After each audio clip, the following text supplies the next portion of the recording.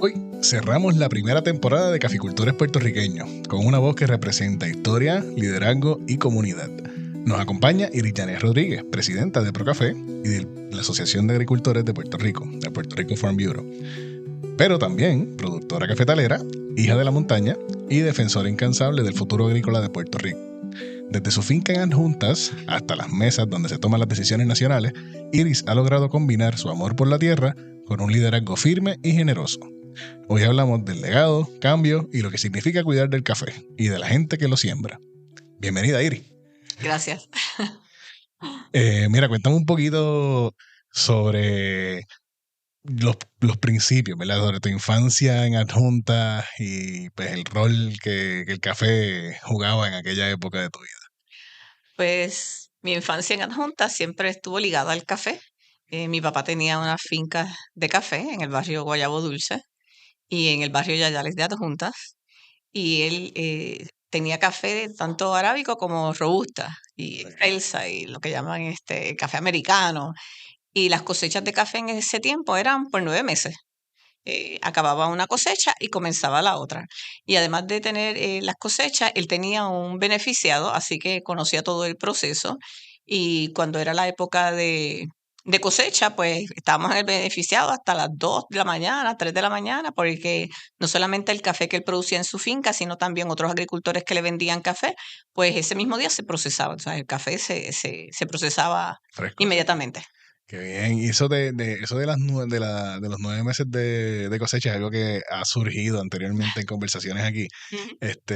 Eso que tú crees que ha cambiado, ¿verdad? Desde aquel entonces a ahora un poquito. Yo entiendo que el cambio climático, que muchas personas no quieren ahora ni siquiera mencionarlo, sí existe, sí ha cambiado.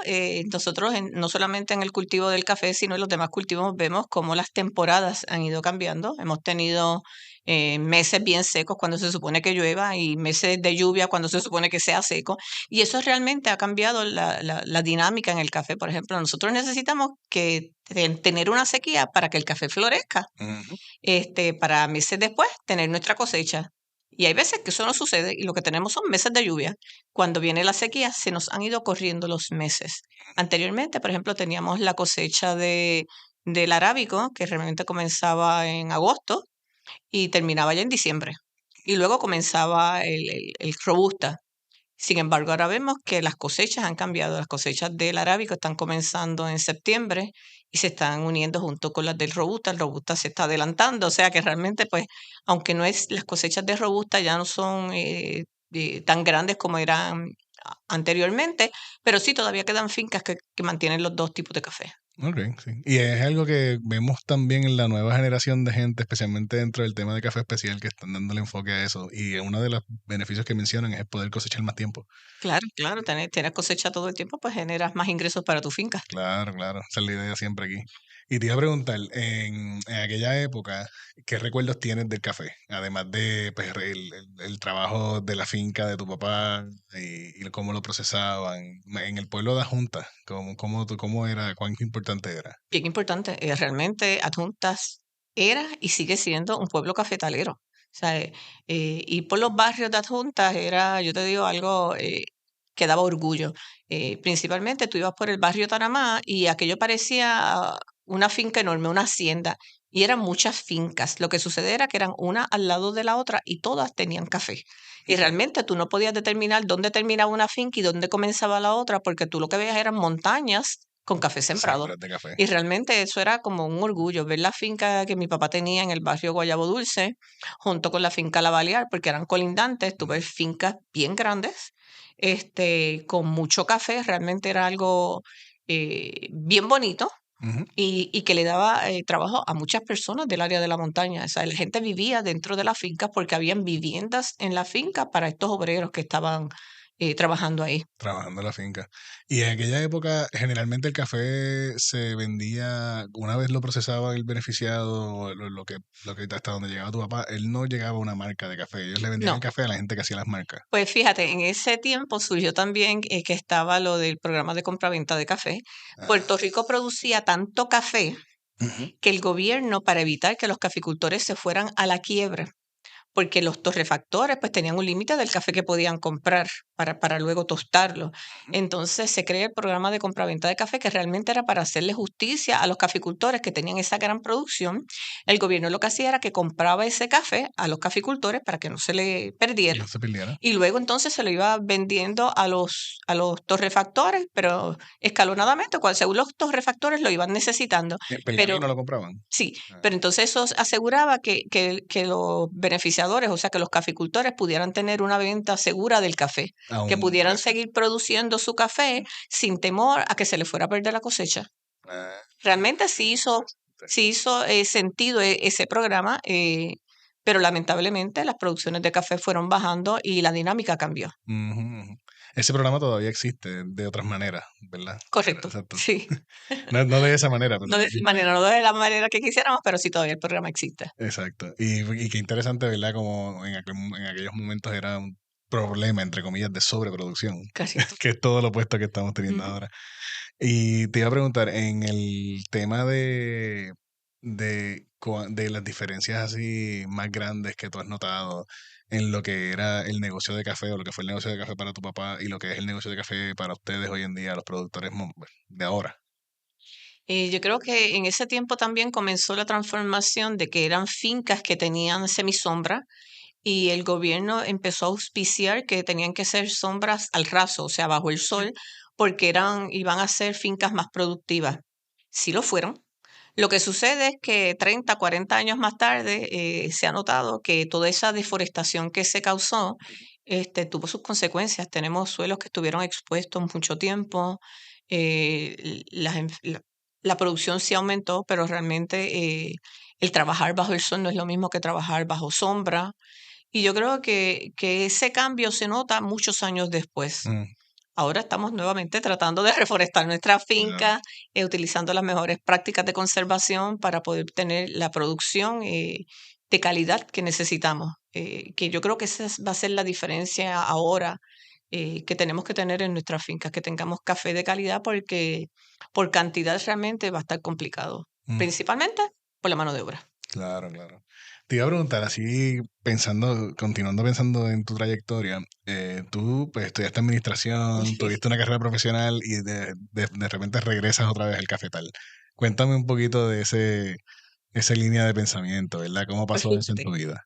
los huracanes siempre han marcado a mi familia. Ah, Con los huracanes, mi papá perdió la finca, volvió otra vez a levantar la finca, pero ya mis papás estaban mayores, mis hijas ya habían terminado de estudiar, yo estoy en Mayagüez, a mi mamá le diagnostican Alzheimer y mi papá es el que está cuidándola. Y entonces yo empiezo a viajar de Mayagüez para Adjuntas. Y primero venía 2 días a la semana, después venía y me quedaba un par de días, pero tenía mi casa, tenía mis perros en Mayagüez. Y llegó un momento en que yo decía, Dios mío, pero porque yo estoy viajando tanto? Y mi papá me dice, vente, quédate acá. Pues, ¿qué hago? Pues me mudo con ellos a la casa de mis papás, con mis perros, así que eran 8 perros, porque los que tenía acá en Adjuntas, más los que me traje de Mayagüez, eran ya que 8 te se perros. mudan los perros, sabes que te mudaste de verdad. Sí, no, definitivo, porque el estar viajando, pues. Y entonces, mi papá, pensando en el futuro, no quería que su finca se fuera a perder. Él tenía otros negocios. Y a mis hermanos y a mí, él empieza a decirnos, mira, cómprame el negocio y cómprame la finca. Cómprame el negocio y cómprame la finca. Y a mí me dice, pero mira, compra la finca para que no se pierda. Y mira que esto está tan bonito. Y realmente, pues yo tengo muchos recuerdos, principalmente de mi adolescencia, porque hay una fuente bien grande en el patio de la casa. Y Bonito. generalmente todos los paris acababan, de mi clase graduanda, acababan en la fuente de las casas, así que pues realmente, pues, Buenos paris. claro, el pari. Entonces, dije, contra, es verdad, para que no se pierda la finca, pues, y como tú no le puedes decir que no a tu papá, acabé comprándole la finca. Y entonces mi papá siempre estaba conmigo y me decía, vamos a caminar por la finca, estamos caminando por la finca y me dice, oye, y tú compraste esta finca y tú la vas a dejar así perdida, porque tú tienes que trabajar. Y yo, diantre, pero sí, yo no me acuerdo ni cómo hacer esto, el agrónomo es mi hermano, no soy yo. Ay, si eso es fácil, mira, yo te ayudo, vamos a empezar a limpiar la finca. Y así fue que realmente comencé yo a trabajar la Fue tu finca. mentor también. Sí, claro, mi papá fue el mentor y le agradezco porque todo lo que yo soy hoy en día se lo debo a él. Eh, El esfuerzo que siempre hacía, mi papá era un visionario. Cuando vivimos en una sociedad machista, eso no lo podemos negar, de gente conservadora. Mi papá era un jíbaro del campo, pero adelantado a su tiempo. Yo tengo unas primas y él siempre decía que las mujeres teníamos la gran desventaja de ser mujer y que él no quería que nosotras sufriéramos por eso, así que teníamos que estudiar y prepararnos. No importaba lo que quisiéramos estudiar.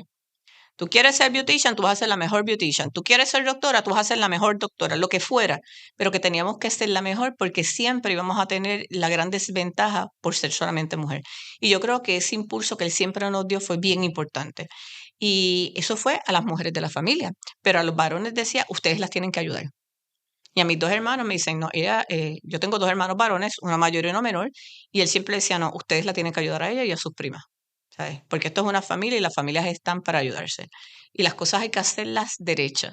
Y usted tiene que ser honesto, porque no es porque lo que los demás digan, es porque usted tiene que vivir con usted mismo. Y el día que usted se acueste y no pueda poner la cabeza con tranquilidad en la almohada, usted tiene un problema. Así que yo creo que todas esas cosas durante años, eso te va trabajando. Y Mm, todo el tiempo y todo el tiempo, y tú tipo tenías que sabio. hacerlo, claro, tenías que hacer todo bien, porque tú sabes, eso no se puede, no se le puede faltar a nadie. Y yo creo que eso fue una gran enseñanza. Y en cuanto a la finca, pues mira, él me ayudó muchísimo. Mi papá en Adjuntas todo el mundo lo conocía, a mis dos hermanos también, así que yo creo que el trabajar junto a esas tres personas, pues me ayudó grandemente. Qué brutal. Y qué sabiduría también, ¿verdad? Demostraba él para su época también, ¿verdad? Claro, Que no fue, era... fue bien adelantado a su época. Exacto. Me acuerdo una vez, compré una motora porque teníamos caballos para la finca.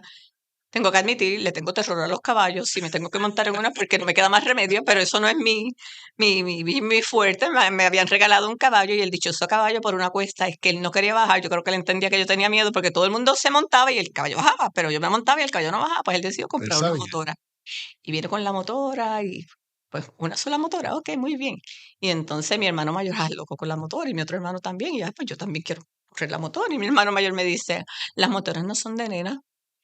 Ah, ¿para qué Y yo fue me eso? eché a llorar del coraje y la frustración. A mi papá me encuentra llorando que qué me había pasado y le dice, yo digo, no, porque mira, el maldito me dijo que no, que las motoras son de nenes, que no, las nenas no corren motoras. Ah, ¿Tú sabes guiar estándar, carro estándar? Y yo, pues claro, porque a mí desde los 10 12 años me enseñaron a guiar. Y yo, pues claro, ¿y tú sabes correr bicicleta? Y yo, pues claro, es lo mismo. Tienes que tener el balance de una bicicleta y tirar los cambios como en un carro estándar. Y yo, ok, muy bien. Pues ese día cuando mi hermano llegó de la escuela, yo estaba corriendo la motora y mi hermano se me queda mirando y mi papá le dijo, todo lo que tú puedes hacer, ella también lo puede hacer. Así que de ahora en adelante ya lo sabes. Y así que yo creo que eso fue una enseñanza tanto para mi hermano como para mí de que estamos en igualdad de condiciones. Pero que siempre nos necesitamos. Así que después de eso, pues mi hermano y yo aprendimos y corríamos motora juntos y todo eso, pero fue como que esa demostración de que tenemos que tener igualdad en las cosas que hacemos. Ujú. Claro, qué brutal. Y eso es algo que por lo menos yo como papá, ¿verdad? Con mis nenes soy así de mantenerlos bien conscientes de Ujú. eso. Y yo creo que de qué bueno que ya hay generaciones en donde se ha dado, no necesariamente en la generación completa, pero en unos buenas áreas de ella. Y te quería preguntar ya, pasando un poquito más al presente, ¿verdad? Tú como productora, en tu caso yo creo que eres una de las primeras que estamos entrevistando en el podcast que no tienes marca tuya. Ujú. O sea, que tú le vendes el fruto Fruto. a otras personas, ¿verdad? Cuéntame un poquito sobre cómo es el rol de ese tipo de productor Sí, hoy en día en mira, Puerto Rico. a diferencia de las otras personas que has entrevistado, lo que sucede es que no tengo el tiempo. A veces yo quisiera hacerlo, tengo cacao también en mi finca y yo quisiera hacerlo, pero realmente es que no tengo el tiempo. Yo entiendo que sí, que ese es un buen mercado, que hay que seguir trabajándolo y crear los cafés especiales, pero no todo el mundo puede hacerlo. Por ejemplo, en mi caso, yo realmente no tengo el tiempo. Me he dedicado a hacer otras cosas para que esas otras personas que vienen detrás de mí sí lo puedan hacer. Claro. Así que yo creo que la dinámica ha sido diferente en mi caso. Claro que me gustaría tener mi marca, espero algún día tener el tiempo para poderlo hacer, pero mientras tanto sigo sembrando café, sigo vendiéndolo para que los consumidores allá afuera puedan saborear el mejor café del mundo, que es el café de Puerto Rico. Excelente, excelente. Y ese tipo de productor, ¿verdad? Es yo creo que en la mayoría, en cuestión de volumen, de lo que servimos aquí en Procafé. Así que Correcto. te quería preguntar, ¿verdad? A esa audiencia ahora mismo, ¿qué tú entiendes que es lo que les hace falta? ¿Qué tú crees que es los apoyos que más necesitan? Fíjate, yo creo que en esta industria hay de todo. no todos están para tener su marca de café. Ujú. Y si todos tuviéramos nuestras marcas de café, realmente el mercado del café de Puerto Rico se va a caer porque es que va a ser imposible. Los altos costos de tener una marca de café, la gente piensa, pero producir café en Puerto Rico es sumamente costoso. Ujú. El mercadearlo es, yo diría que un trabajo titánico. Distribución y mercadeo, sí. Pone caro. Exactamente, exacto. Así que yo creo que no, que tenemos que tener ese balance, pero sí queremos impulsar estos cafés especiales que sí que se lleven a la mesa, que lleguen a la mesa de nuestros consumidores y fuera de Puerto Rico.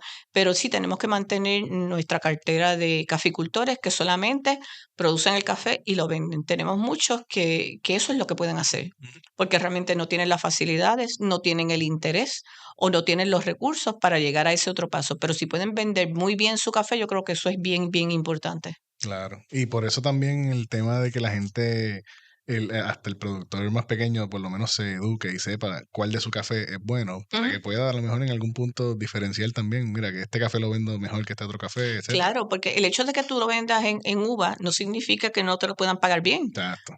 Tanto en la producción de tu café, que sea un café de calidad, igual que en la cosecha. Ujú. Cogerlo bien maduro, pues claro, tenemos estas personas que tienen estas marcas privadas que están más que dispuestos a pagarte mejor que el resto del mercado porque saben que estás llevándole un café de calidad que ellos necesitan para sus cafés. Al estándar que ellos necesitan. Claro, claro que sí. Qué bien.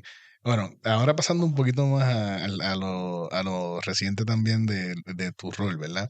Eres presidenta de Procafé y presidenta de la Asociación de Agricultores. ¿Cómo se vive esa doble vida? Ya, porque también, o sea, sigues activa en tu finca. Claro, So, claro, sí. ¿cómo balanceas todo eso? Con la ayuda de mucha gente. Okay. Yo creo siempre en el trabajo en equipo. Uno no puede tener una orquesta y tratar de tocar todos los instrumentos. Uno tiene que rodearse de las personas que realmente te pueden ayudar. En el caso de Procafé, Procafé surge junto con dos personas que son el señor Pedro Pons y Eric Torres.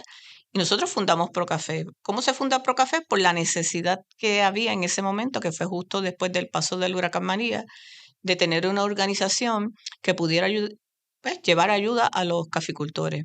En ese momento, cuando pasa el huracán, la organización sin fines de lucro comprometidos está buscando cómo ayudar en la agricultura. Da la casualidad que llegan a mi finca y me preguntan que qué necesitamos, que si necesitamos agua, porque todo el mundo entendía que lo que necesitábamos era agua. Hazme la vaina. Había tanta agua que nadie tiene idea. Mira, lo que necesitamos son árboles, porque no teníamos lo que necesitábamos en ese momento, que eran árboles para volver a sembrar en nuestra finca. Y entonces, estas personas nos ayudan a que, mira, no, la mejor forma para nosotros poderle dar fondos es que ustedes se organicen como una entidad sin fines de lucro para que puedan llevar esta ayuda a su sector. Y entonces, hablando con Pedro y con Eric, pues decidimos hacerlo y hicimos esta corporación que tenía el nombre de otra corporación que tenía otra persona que se llama Pedro Bengochea, y él dice, mira, ya yo no estoy utilizando ese nombre, yo no tengo ningún problema, utilícenlo ustedes para esta organización, y realmente así es que comienza Procafé. Y realmente de los 4 gatos que decíamos que eran, pues ya somos más de 600 socios. Así que yo creo que fue un gran paso el poder organizarnos. No fue fácil, todo era de forma voluntaria y de amigos y de personas comprometidas que realmente le interesaba que la caficultura siguiera en este país. Y yo creo que ha sido bien interesante que luego de eso Procafé se ha posicionado como la entidad que realmente está luchando y viendo que el beneficio para los caficultores sea de forma continua, como buscando programas para, por ejemplo, cuando pasó la pandemia, eh, se hicieron planes de trabajo de cómo las industrias tenían que proteger a sus empleados. Sin embargo, para la agricultura nadie decía nada. Nosotros, junto con el Task Force Médico, hicimos un brochure, un, Protocolo. un protocolo para los obreros de la finca, cosas de que ellos también se sintieran seguros en sus áreas de trabajo. Eh, Llevar vacunación a los pueblos de adjunta, a Maricao, junto con la Guardia Nacional. Eh, Programas de siembras alternas para cultivos de los que nosotros llamamos los cash crop, Ujú. para poder tener otro tipo de ingreso en nuestras fincas. Todos sabemos que ya las fincas monocultivo, eso no existe, porque no es posible tener un solo cultivo a menos que tú tengas eh, un, un- un- un cultivo que sea extremadamente productivo, Ujú. como por ejemplo podrían ser los hidropónicos, que es un área ya controlada. Pero de lo contrario, en nuestra finca nosotros tenemos que tener varios productos y esto le daba la oportunidad a que los agricultores puedan seguir teniendo otros productos para generar ese efectivo tan necesario en nuestra finca. Así que yo creo que Procafé ha llevado la voz cantante en cuanto a esos proyectos, igual que cuando hay política pública que nos está afectando, como por ejemplo ahora nos atañe el hecho de que necesitamos que el precio mínimo al caficultor, el precio mínimo del café, se aumente. El estudio ya salió, lo que estamos esperando es que realmente se evalúe y se le haga justicia al caficultor, porque nuestros altos costos de producción así lo ameritan. Ujú. Y el caficultor usualmente queda pillado también. Es como el último al que le suben el precio. Exacto. Y realmente la diferencia en cuanto a las demás partes de la cadena, el que se le pague lo que es justo para el caficultor no va a afectar al final el precio en góndola del café. Así que yo no creo que deba haber mayor controversia ni problema con esto. Ujú. Sí, realmente sí, porque cuando te pones a ver también desde el punto de vista del porcentaje que es de la producción del café en góndola, no impacta tanto así en rasgos económicos. Te iba a preguntar, ¿qué es lo que tú crees que hace único a Procafé? Ya más o menos lo tocaste, ¿verdad? En esa respuesta que diste ahora, pero ¿qué es lo que hace esta organización una que puede lograr cosas que otras organizaciones a lo mejor no han podido o no pudieron anteriormente? Para nosotros lo importante es el caficultor. Cuando la gente me dice, no, porque viene gente importante a hablar, yo, no, perdóname, para mí siempre el único importante es el caficultor. Los demás son personas que tienen puestos, pero lo importante es el caficultor. El mantener los caficultores en su finca es, yo te diría que la parte socioeconómica más importante del centro de la isla. Los demás cultivos giran en torno al café, así que yo creo que es bien importante mantener el café que siga en producción en estos pueblos de la isla. Tenemos el guineo, plátanos, los cítricos, y yo creo que lo que hacen es complementar nuestra cultura del café. Y lo importante de Procafé es que nosotros estamos siempre que tenemos la línea directa con el caficultor. Esto Ujú. no es que te mandamos una cartita o te mandamos, no, aquí todo el mundo sabe que lo llamamos por teléfono. Y sí, tenemos nuestros medios digitales porque es bien importante. A veces no podemos llegar a todos porque humanamente es imposible llamar a todo el mundo, pero generalmente siempre los llamamos. Y cuando ellos vienen con algún problema, nosotros tratamos de resolverlo inmediatamente. Y si no se lo podemos resolver, le decimos, mira, no te lo puedo resolver, pero puedes ir a tal sitio a ver si aquí te pueden resolver. Y le damos seguimiento, que eso es bien importante también para la seguridad de que los caficultores se sientan representados por alguien que realmente sí se preocupa y la organización, eso es lo que hace. Excelente. Mejor no lo pude haber dicho yo. No, realmente sí, eso es lo que es más importante sobre una organización que representa y se preocupa, ¿verdad? Por su audiencia y que pone su objeto de impacto en el centro, tú sabes, en la misión y en el día a día de lo que se trabaja. Y eso que dijiste ahora, de que si nosotros no te podemos resolver, te conseguimos cómo resolver, Ujú, o conocemos al que resuelve. exacto.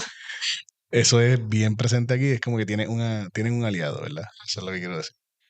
Bueno, has vivido distintas etapas, ¿verdad? De la caficultura en Puerto Rico. ¿Qué cambios han sido para bien? ¿Qué cosas se han puesto peor? ¿Qué retos se han agravado? Eh, para bien, increíble pero cierto, después del huracán María, que realmente perdimos el 85% de las plantaciones, yo siempre he dicho que quedó como un lienzo en blanco. Y en un lienzo en blanco tú puedes empezar a pintar de nuevo. Y eso nos dio la oportunidad entonces de buscar semillas de calidad, el introducir diferentes variedades. Yo sé que muchos puristas, porque esa es la forma de decirlo, no quieren que se introduzcan variedades, pero yo creo que es bien importante. Claro, tienen que ser que sean bien parecidas a las variedades que tenemos aquí, al limaní y al frontón, que son nuestro café estrella, como yo le digo, pero que sean buena taza, que sean buenos productores, que sean resistentes a la roya, que sean como igual a nuestro clima, que sean... Y la variedad es bien importante. No podemos esperar a que, por ejemplo, el limaní o el frontón tengan un quiebre en cuanto a la roya y venga un ataque fuerte de roya y perdamos todas nuestras plantaciones. Así que yo creo que eso es bien importante. Y además es como el vino. Hay gente que le gusta el vino tinto, el vino blanco, el vino rosado. pues hay diferentes variedades. Pues a uno le gusta el limarí, el frontón, la marsellesa, el obatá, el acaguay. Yo creo que eso también es importante. Cada paladar es diferente y cada agricultor también es diferente. Y a lo mejor lo que en tu finca no te da resultado, en mi finca sí da resultado. Así que yo creo que ese balance ha sido importante de que se puedan introducir nuevas variedades. Es bueno para la agricultura, es bueno para los caficultores. Así que yo creo que eso es algo que tenemos que seguir trabajándolo.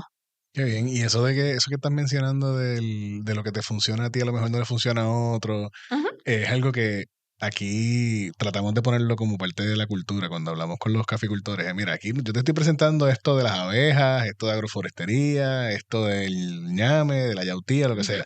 Y esto, pues, le funciona a algunas personas de esta manera, pero al final del día es como el budismo. Tú tomas lo que te funcione y lo integras a tu vida, para tu finca en este caso, y lo que no te funcione, déjalo ir. Por eso, mira, en los proyectos que nosotros tenemos, nosotros siempre decimos, mira, esto es lo que nosotros te recomendamos, pero al fin y al cabo tú eres el dueño de tu finca y tú haces lo que tú quieras en tu finca, porque Dueño y volvemos, señor. no todo el mundo, y tenemos, yo te diría que de 10 personas, 11 hacemos cosas diferentes. Y con eso te quiero decir es que a veces yo hago una cosa y después esa como que no me dio muchos resultados, la cambié, después volví y la cambié y al fin y al cabo volví a lo primero que hice. Y hacemos eso. Los agricultores tenemos esa particularidad de que a veces vamos cambiando o encontramos la fórmula ganadora y no lo cambiamos. Tú puedes venir el que sea y te diga, esto es lo que funciona y te dice, no, papi, a mí me funciona esto yo no lo voy a cambiar. Así que yo creo que sí, eso es lo bueno. Algo que nos está afectando es la mano de obra. Eso no podemos tapar el cielo con la mano. Después del huracán, miren, muchas personas se fueron de la isla porque realmente no habían las condiciones para vivir. En mi caso, estuvimos 8 meses sin energía eléctrica y 3 meses sin agua potable. Y de los obreros que tenía, pues habían personas que tenían condiciones de salud, tenían que utilizar insulina, tenían que darse terapia respiratoria, habían otros que tenían niños pequeños. Los primeros días, pues todo el mundo estaba en cómo sobrevivir, pero ya al mes, a los 2 meses, pesa. Ujú. Tú no tener agua, tú no tener energía A eléctrica, cualquiera. nada, tú tener niños pequeños que tú le vas a dar de comer y muchos se fueron de la isla y no regresaron. Si a eso le sumamos la baja poblacional, no tenemos niños, esa es la realidad. Vamos a un sitio y lo que vemos son personas con perros en coche. Yo quiero ver niños, por favor. Hacen falta los niños, hay que repoblar la isla. Y los jóvenes que se quedaron, tenemos que darle las oportunidades para que vivan de forma digna. Del finca se puede vivir, pero requiere mucho trabajo. Y eso, vamos a pasar un minuto, ¿verdad? Hablando de ese tema de mano de obra, que es algo que hablamos con Tato Roy, Ujú, que es una de las entrevistas que sale antes que esta, y él le estaba hablando del impacto, ¿verdad? Que ha tenido los guates, ujú. los guatemaltecos en su finca. Y él dice, al punto que él dice que si él no tuviera eso, él se jaba y apaga y vámonos, porque si no tuviera esa mano de obra no pudiera tener todas las cuerdas que tiene de café Eso, sembradas. eso es correcto. Él no es un caso como muchos de los socios que pueden manejar a lo mejor su finca con su familia. En el caso de él, tiene muchas cuerdas o requiere mucha mano de obra. Cuéntame un poco sobre tu opinión, ¿verdad? Sobre ese Ujú. tipo de mano de obra, qué podemos hacer, sobre Pues eso. fíjate, el caso de Tato realmente es el reflejo de, yo te diría, todas las fincas, grandes y pequeñas. Tato sí llegó un momento en considerar encerrar la finca, porque sin empleados tú no puedes trabajar la finca. Y él tiene unas fincas grandes. Pero para que sean costo efectivas, tú tienes que tener bastante café. Y si, ¿cómo tú vas a tener bastante café si tú no tienes con quién trabajar la finca? Porque aún fincas más pequeñas, por ejemplo, te digo mi caso. Yo no siembro más, yo tengo una finca de 68 cuerdas. No iba a sembrar las 68 cuerdas por cuestiones económicas, es difícil. Pero cuando antes del huracán ya yo llevaba 12 cuerdas sembradas. El huracán me las barrió y se me ha hecho cuesta arriba. ¿Por qué? Porque no hay mano de obra para trabajar. Tengo 2 mujeres que son mis empleadas en la finca y humanamente es imposible seguir sembrando. Mi meta es sí poder conseguir empleados para poder aumentar mi producción, ¿sabes? Poder sembrar más y tener mayor producción. Pero la realidad es que el costo de la mano de obra extranjera es bien alto. Mm, Sin embargo, tú vas, y en mi caso yo he ido a varias fincas, que tú ves estos obreros y la diferencia es del cielo a la tierra. Ellos vienen a trabajar porque ellos también tienen unas necesidades, ¿sabes? Y cuando uno trabaja porque tiene necesidad, porque si uno fuera multimillonario, estarías en una hamaca, por lo menos en mi caso, yo estaría en una hamaca escuchando los pajaritos en mi finca, pero como ese no es el caso, nos tenemos que levantar a trabajar todos los días. Estas personas que vienen de estos otros países tienen unas necesidades económicas enormes. Y muchos países se han dado cuenta que estas divisas que le entran de territorio americano, para ellos es un impacto económico en sus comunidades. Por ejemplo, en el caso de Guatemala, el gobierno ayuda a trabajar con las visas porque buscan, por ejemplo, tú quieres que sean expertos en café, buscan personas que saben de café, saben trabajar con café, los buscan de la misma comunidad, incluso que sean familiares, porque luego ese dinero va a entrar de forma directa a esa comunidad y tú ves la diferencia luego en esas comunidades. O sea que esto es algo que ganamos todos. Ganamos nosotros en nuestras fincas porque nos ayudan a aumentar nuestras cosas, no, ¿cómo es? Nuestras plantaciones y mantener nuestras fincas y los ayudamos a ellos a que ellos puedan tener una mejor calidad de vida en sus países. Pero el alto costo a nosotros pues realmente nos impacta. Las fincas pequeñas, anteriormente las familias ayudaban, pero ya muchos hijos se fueron Ujú. y la edad promedio del caficultor ya ha ido aumentando de 58 a 60, estamos casi en los 62 años. O sea, que necesitamos esos agricultores, perdón, esos obreros. Yo entiendo que sí se pueden traer a través de cooperativas o asociaciones que traigan estos obreros, Ujú. que se le aseguren todas las condiciones que requiere el Departamento del Trabajo, que se le asegure que ellos van a recibir su paga semanal, van a cumplir con todos los requisitos, pero que los podamos llevar a diferentes fincas a través de la isla. Ujú. Por ejemplo, vamos a poner en el barrio de Yales hay 5 agricultores, pero una nómina que entendemos que también va a aumentar ahora el salario, el mínimo del salario. Ujú.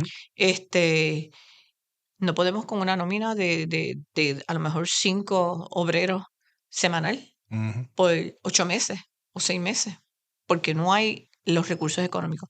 Pero a lo mejor yo lo puedo tener 2 días en mi finca y tú lo puedes tener los otros 3 días en la finca. Ujú. O yo los puedo tener esta semana en mi finca, tú los tienes la próxima semana en tu finca, Eric los tiene la próxima semana en la finca, pero le aseguramos los recursos, ¿cómo es? Los salarios a estos obreros y también nosotros nos aseguramos que nuestras fincas estén recibiendo esta ayuda de estos obreros que están llegando, que realmente han sido muy efectivos. O sea, hay que ver la diferencia. Ellos vienen a trabajar, realmente Ujú. vienen a trabajar. Sí, que el impacto en la finca se nota y Sí, es mucho trabajo el que sale. mucho trabajo y a diferencia de otras industrias que dicen, pero ¿por qué no lo mecanizan? Miren, todos los caficultores quisiéramos poder mecanizar nuestras fincas, pero realmente eso es imposible. Métase en una finca en nuestros llanos invertidos para que usted vea cómo es lo complicado que podría ser mecanizar una finca. Así que eso no es posible. Eso es una mano de obra intensiva que se necesita en las fincas de café. Exacto. Por lo menos ahora. Yo cuando me pongo a soñar así con pajaritos preñados, me imagino un robot tipo cangrejo que se trepe por la jarda para arriba y te ayude a recolectar el café automáticamente, pero pues eso, Qué bueno a lo los mejor de sueños. aquí a 20 Sí, años. sí. Pero, por ejemplo, no fíjate. Sin embargo, la utilización de tecnología sí se está dando en la finca. La utilización de drones, Eso sí, eso es para posible. despejar y otras Para cosas. espejar, exacto, para abonar, para todo eso. Así que sí, utilizamos la tecnología, pero a la hora de recolectar el grano, realmente lo más efectivo es la mano de obra. Sí, no hay break. Y en ese caso, déjeme decir, anteriormente las mujeres eran las mejores recolectoras de café. Con más cuidado, Con más supuestamente. cuidado, sí, Chao, mucha. definitivamente. Sí, sí. Qué bien, qué bien. Y te iba a decir, esa figura de recolector de café todavía existe acá en la montaña. Pues sí. Y a Sí. veces la gente dice, lo que pasa es que no hay tantos y entonces sí se pierde el café. Ah, ¿Sabes? O sea, en mi caso, yo tengo ya unas personas que hace mucho tiempo que las tengo, y sí, pero hay veces que mi café tarda un poquito en madurar y entonces se me va para otra finca y yo no lo puedo obligar a que se quede cogiéndome los pocos granos a lo mejor que tengo. Entonces mi café, pierdo parte del café porque entonces él está en otra finca que hay mucho más café maduro.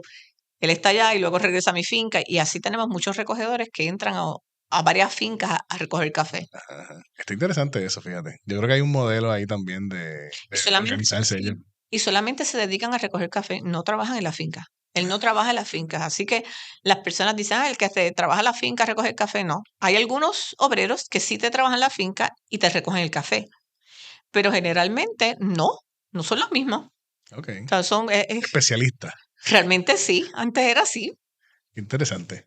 No, yo pienso que hay oportunidad de los recolectores como tal de unirse. Yo sé que eso está como que un poquito beyond the scope de Procafé, pero pienso yo que tienen una especialidad que vale la pena ellos Sí. mismos Y educarse. cuando tú dices, cuando uno tiene estos sueños así, que a veces en la junta, cuando tenemos las reuniones de la junta de directores, buscando ideas y nosotros pensando, mira, pues sí, nos hacen falta recogedores de café, pero en el tiempo que estaba todavía Gargulio, le hacían falta los recolectores de los tomates. Y yo, pues mire, ¿y por qué no hacemos entonces a lo mejor una cultura que estas personas lo único que se dediquen sean a recoger cosecha? No saben recoger café, pues vamos a enseñarles. En la época del café, pues recogen café, en la época de otros cultivos van y recogen otros cultivos, Está la piña, brutal. lo que sea. Y yo creo que podríamos, y hay que seguir soñando en grande. O sea, yo entiendo que sí, hay que seguirle dando vuelta a esto y tener diferentes modos de ver cómo solucionar estos grandes retos que tenemos en nuestra finca. Qué bien, y eso, ve, pues ese es el tipo de cosas que nosotros podemos decir y que a mí me encanta de este trabajo también, que poder pensar en soluciones a los problemas de nuestro país, de cómo Ujú, alimentar nuestro país, ¿verdad? claro, De manera creativa y que pues, el cielo es el límite. Aquí saldrán soluciones así. eso es Eso así. me gusta. Hablando de futuro, ¿verdad? ¿Cómo tú visualizas la caficultura puertorriqueña de aquí a 10 años? Pues fíjate, mi meta es que se siga sembrando café en Puerto Rico, que podamos tener la mano de obra indicada, porque realmente la zona de la montaña merece que tengamos socioeconómicamente una zona estable. No podemos pensar que todo va a ser tecnología, que todo va a ser que vamos a tener estas mega fábricas de lo que sea. Necesitamos sembrar. O sea, nosotros necesitamos sembrar. Una vez una persona me dijo, pero el café no se come, el café es una bebida. Y yo sí, pero donde están las fincas de café se siembra yautía, se siembra ñame, se siembra plátano, se siembra guineo, se siembra. O sea, tenemos otros cultivos alternos. Y Y no con la venta queremos, del café pagas otras cosas. exactamente, y no queremos que estas personas que viven en estos pueblos se nos muden a las ciudades. Mm, Eso no lo queremos.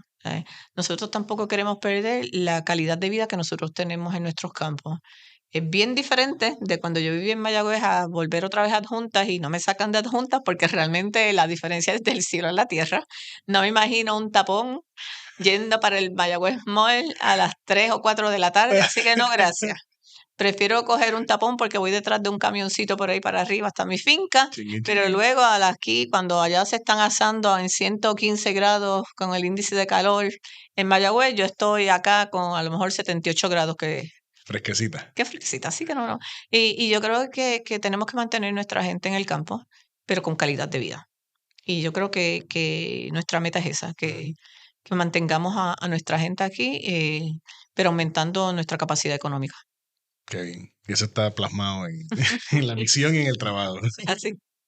Mira, te iba a preguntar, ¿qué tiene que pasar para que se logre esa visión? Trabajar, Ok. pero trabajar con el propósito en mente de que esto no es para Procafé, esto es para los caficultores. ¿Sabes? Y yo creo que las alianzas son bien importantes. Lo que te decía de los equipos de trabajo, nosotros solos no podemos. Nosotros tenemos que hacer alianzas tanto con organizaciones privadas como con el gobierno para que esto sea posible.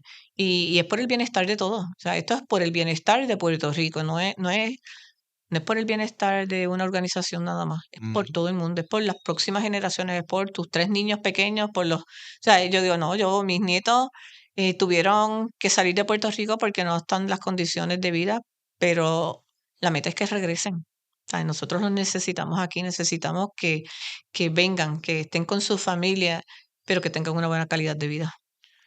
Eso está hermoso y tiene, yo digo muchas veces que es un tema hasta de seguridad nacional. O sea, desde un punto de vista de la nación puertorriqueña, con los truenos que están pasando en el mundo y en otros lugares, pues yo creo que el tema de ver nuestra agricultura, sembrar nuestros alimentos aquí, tener una cultura y una montaña que sepa hacer eso, es importantísimo. O sea, even si algo revienta a nivel internacional, nosotros nos tenemos nosotros mismos y tenemos un país que produce comida y es fértil como es. Como decía la canción de Tony Croato, que es la tierra de las muertes que pare cosecha. Ujú. O sea, aquí nosotros sembramos cualquier cosa y se da. Y se da. Así que, por qué no aprovechar eso, ¿verdad? Y fomentar eso como parte de nuestra cultura, que yo creo que es una de las cosas más importantes que se hacen aquí. Te iba a preguntar, ¿cuál ha sido el momento más duro y el más gratificante en tu recorrido por el café? Pues fíjate, el más duro y el más gratificante fueron los mismos días. Uno fue un 14 de septiembre, que estábamos en el pueblo de Orocovis celebrando junto a Lin-Manuel Miranda y Hispanic Federation, que habíamos terminado el proyecto de la siembra de 2 millones de árboles de café. Y lo más triste fue que ese día murió mi papá. Así que para mí fue bien fuerte. Sí. O sea, el día anterior había estado con mi papá y yo no iba a ir a esa actividad. Y él me dijo, mira, tú has trabajado tanto, vete. Que yo me quedo con Esteban, que es mi hermano menor, y no te preocupes, que cualquier cosa te llamamos y yo no sé qué. Pero esa noche yo como que me acosté un rato con él en la cama y estuvimos hablando y siento que me pude despedir de mi papá. Y así esa semana yo no había salido en toda la semana y él estuvo insistiendo, no, pero vete, no, que tú trabajaste mucho para eso, vete, que eso es un gran logro, eso no se da todos los días. Y me fui y mi papá murió ese día y a veces yo pienso que él estaba esperando que yo no estuviera ahí, Ujú. y realmente fue bien fuerte. La próxima vez fue un 10 de enero. El 10 de enero viene el secretario de Agricultura Federal y estamos en una reunión que se están dando el anuncio de que teníamos un proyecto bien grande, el Partnership for Climate Smart Commodities, y en el anuncio, en esa madrugada, muere mi mamá. Así que las cosas importantes que hemos logrado realizar aquí en Procafé han estado mezcladas con una gran satisfacción porque el trabajo que el grupo estuvo haciendo dieron resultados, pero también un profundo dolor porque son Ujú. fechas memorables por ambas cosas. Qué cosa, ¿verdad? Sí, así que para mí el café ha sido un dulce amargo en algunas ocasiones. Y yo creo que eh, ha sido como el catalítico que tú dices, wow, no importa lo que suceda, tú tienes que seguir trabajando porque la muerte es parte de la vida, eso es lo único que todos tenemos seguro. El hecho de que las personas que estuvieron a tu alrededor, que fueron los que te estuvieron impulsando, ya no estén, pero siempre te decían, tienes que trabajar, tienes que hacerlo, y tienes que hacer las cosas bien, y tienes que ser honesto, y tienes que ser recto. Y tú sabes, y esas cosas se llevan. Ujú. Pero me duelen, Entonces esas fechas que son de motivo de alegría, pues también lo son de sentimientos encontrados. Sí, así es la vida. Sí. Es una cosa impresionante cómo muchas veces se mezclan esas dos cosas en un mismo espacio, ¿verdad? La tristeza y la felicidad, Sí. lo claro y lo oscuro. Esa es la vida, maestra vida. Te iba a preguntar si algún caficultor o caficultora, ¿verdad? Está escuchando esto desde el campo o alguien que a lo mejor le ha pensado en ser caficultor o caficultora, ¿qué tú les dirías? Que nos llamen. Nosotros le podemos, mira, en mi caso, yo le puedo decir todo lo malo que yo hice en mi finca, porque déjeme decirle, nosotros, no solamente los caficultores, todos los agricultores tenemos esta gracia de que nos dan unas a veces indicaciones y nosotros a veces pensamos que sabemos todo y hacemos las cosas como no son.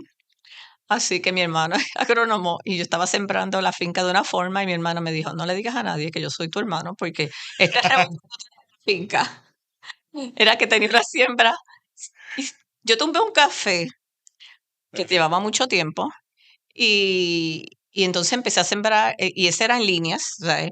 Y entonces empecé a sembrar el contorno cacao en esa área y luego salió el café que estaba tan y tan bonito y no lo quise cortar, le dejé solamente las 3 ramas y todo eso, muy bien. Entonces tenía el café y el cacao y tú llegas a ver esa pieza en específico y es como que, ¿qué revolú tiene esta mujer aquí? Pero como todo produce, ¿saben que ese revolú yo lo encuentro muy bonito? Muy bien. Pero déjese orientar por personas que saben y que tienen más experiencia.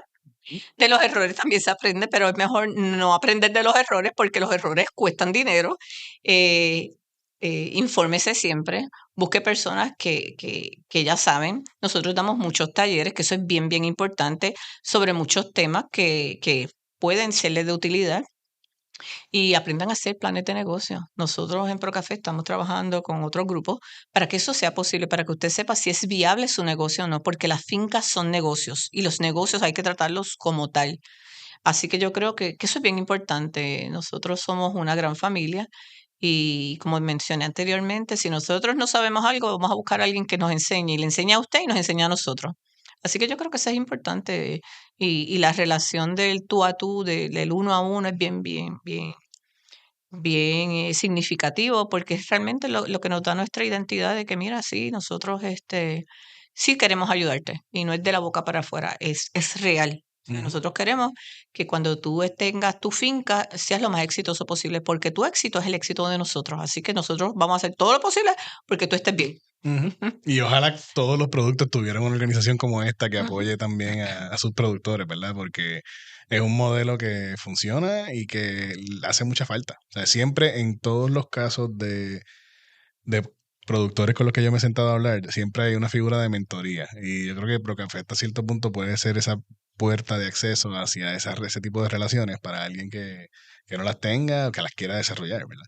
Claro, por eso lo que hablábamos de las alianzas es tan importante. Trabajamos con Extensión Agrícola, con TecnoServe, con otras organizaciones, porque las fortalezas de ellos nos ayudan a nosotros y nosotros los podemos ayudar a ustedes. Así que eso es bien importante. Y yo siempre he dicho en las reuniones, siempre lo digo, usted tiene alguna idea, sugerencia, comentario, déjenoslo saber. A veces a lo mejor ustedes tienen unas necesidades que nosotros no lo sabemos. Por ejemplo, hace unos años estábamos en el pueblo de San Sebastián en una reunión y yo le dije que me dijeran problemas que ellos tuvieran en su finca. Y todos me dijeron que eran las culebras. Y ahora todos vemos el gran problema que es con las culebras, pero yo digo, eso hace como 4 años. Y era en el pueblo de Las Marías, ellos tenían un serio problema con las culebras, porque dice, pues que las mujeres iban a recoger cajas de la finca y encontraban las culebras y se iban corriendo. Y yo cojo culebras, a mí no me da miedo las culebras, excepto las pitones y esas no brego con esas culebras. Mira, que tú eres como chiquita, que no te enjede nada de esa. No creo que esas no. Ten cuidado. Sí, pero entonces proteger la especie de aquí, la boa, pues entonces y entonces nos dimos cuenta que los problemas que tienen en unas áreas no son los mismos que en la otra, pero entonces tratar de buscarle ayudas para solucionar esos problemas. Ahora tenemos lo de los cerdos salvajes, que realmente es un problema bien serio, que en una publicación salió y los comentarios a veces de las personas es como que si lo minimizan, pero realmente los daños severos que crean estos cerdos en las plantaciones son bien grandes. Miles de dólares en daño. Sí, y se reproducen bien rápido, así que yo creo que esto es otro problema que tenemos que ir trabajando, pero que lo importante es que los agricultores vean que tienen en Procafé alguien en quien pueden confiar para tratar de buscarle soluciones a sus problemas. Excelente. Bueno, No solamente solucionar sus problemas, sino proyectos por los cuales trabajar, que no es que tengan problemas solamente, cosas buenas. exacto. Cosas buenas siempre. Te iba a preguntarle, ¿algún último mensaje que quieras darle al público que nos escucha, ya sean caficultores o gente que está aprendiendo sobre la caficultura con esto? Primero que nada, en mi carácter personal quiero darle las gracias a todos los que siempre me han dado su apoyo porque yo sola no hubiera podido. Hay un grupo bien grande de personas detrás de mí que me han apoyado, me han ayudado, me han enseñado muchísimo, han estado siempre ahí. Y lo otro es a estos caficultores nuevos, oriéntense. Pregunte. Si alguien le dice algo que usted no está convencido, siga preguntando. Alguien le puede decir algo equivocado. O el que está equivocado es usted, y cuando 2 o 3 personas le siguen diciendo lo mismo, usted se da cuenta que usted es el que está equivocado. Así que yo creo que lo importante es preguntar, aclare todas sus dudas, lea, pero no lea todo lo que sale en las redes, que a veces yo leo una de disparate que realmente hay que cogerle con pinza, pero infórmese, hay mucha información fidedigna de la que usted se puede valer. Tenemos la Universidad de Puerto Rico y la Universidad Interamericana, que tienen buenos programas de educación, el recinto de Utuado, que nosotros lo tenemos pues pegadito al corazón porque queremos que se siga desarrollando, porque entendemos la importancia que tiene. Así que yo creo que no, pregunte, y en lo que nosotros podamos ayudarle, aquí vamos a estar. Excelente. Bueno, Iri, gracias por compartir tu voz, tu historia, tu claridad. No podíamos cerrar esta temporada con una conversación más completa, más honesta y más significativa. Gracias. Gracias por representarnos, por luchar por el campo desde la montaña y también desde la mesa. Y a ti que nos escuchas, esta temporada fue solo el comienzo. Lo que viene es todavía más grande. Esto fue Caficultoras Puertorriqueñas, Caficultores Puertorriqueños. Nos vemos en la próxima cosecha. Nos vemos y saben, el mejor café del mundo, el café de Puerto Rico. Así es. Bye. Amén.